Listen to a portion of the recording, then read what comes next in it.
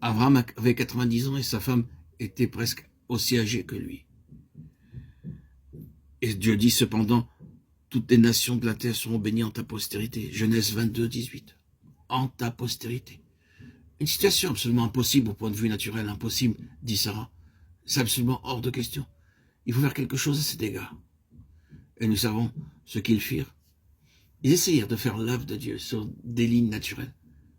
Sarah fit chercher sa servante Agar, et ils tentèrent d'accomplir la promesse de Dieu de cette manière naturelle. Mais ceux d'entre nous qui connaissent leur Bible savent très bien que telle n'est pas la voie de Dieu, et que Dieu ne l'accepte pas. Dieu demeure sur sa propre base, une base surnaturelle. Si cette chose doit être faite, seul le Dieu Tout-Puissant pourra l'accomplir. Aucun homme ni aucune femme ne saurait la faire, ni les deux ensemble. Seul Dieu pouvait la faire. Et il la fit. Il est mis sur une base surnaturelle. Ce fut une grande épreuve de foi. Ce n'était pas une base terrestre, mais une base céleste. Ce n'était pas une base naturelle, mais la base de la foi. Et ce fut ainsi que Dieu l'accomplit. C'est là une illustration. Et nous la retrouvons dans toute la Bible.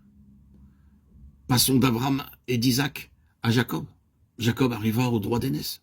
C'était la pensée de Dieu qu'il l'est. C'est-à-dire, il devait être le lien suivant dans la chaîne de Dieu, le pas suivant dans la marche en avant de son dessein éternel. Mais Jacob prit la chose entre ses propres mains. Il dit en fait, je vais faire cela. Il trompa ainsi son parent et déroba son frère. Mais tout son petit plan échoua. Il dut quitter le foyer et s'en aller à des kilomètres auprès de son oncle. Et pendant 20 années, il n'y eut aucun signe qui montra que Dieu continuait son dessein. Lorsque nous rencontrons Jacob à la fin de ce long temps, nous trouvons un homme désillusionné et un homme très angoissé à l'idée de ce qui va lui arriver. Il fait des plans pour sa propre sûreté lorsqu'il doit rencontrer son frère. Mais alors, Dieu le rencontre. Nous connaissons l'histoire de cette nuit lorsque Dieu rencontra Jacob. Jacob avait essayé de réaliser l'intention de Dieu sur des bases naturelles et Dieu détruisit entièrement ces bases. Durant cette nuit-là, Jacob en arriva à comprendre clairement que si Dieu veut accomplir un dessein dans sa vie, lui seul peut le faire. Lorsque Dieu changea son nom de Jacob pour Israël, il transforma l'homme de terrestre qu'il était en céleste, de l'homme naturel en homme de foi. Alors Dieu continua le chemin avec lui. Dieu ne pouvait pas marcher avec Jacob tandis qu'il demeurait sur sa propre base naturelle. Lorsque Dieu le fit passer de cette base-là, sur une base céleste, ils purent marcher ensemble. Nous passons de Jacob à Joseph. L'histoire de Joseph est l'une des plus fascinantes de l'Ancien Testament. Beaucoup de choses dures avaient été dites de Joseph lorsqu'il était un jeune homme. Naturellement, ce sont habituellement les personnes âgées qui agissent ainsi. Joseph avait fait quelques rêves et il est permis aux jeunes gens d'avoir des rêves. Il avait rêvé que le soleil, la lune et les étoiles s'étaient courbés devant lui. Et d'autres choses avaient agi de même. Peut-être avait-il commis une erreur en racontant ses rêves à ses frères.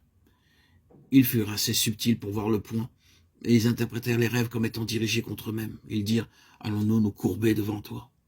Tu es notre jeune frère, nous ne nous courberons jamais devant toi. » Maintenant, on peut dire ce que l'on veut au sujet de l'indiscrétion de Joseph, mais ses rêves se réalisèrent littéralement. Le jour arriva où ses frères se courbèrent réellement devant lui, tremblants pour leur vie même.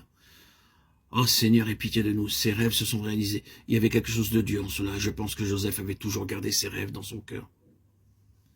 Joseph devait arriver dans la volonté de Dieu, à une place très élevée, et servir Dieu dans une œuvre très grande. Cette œuvre devait contribuer à préserver la vie des nations choisies par Dieu.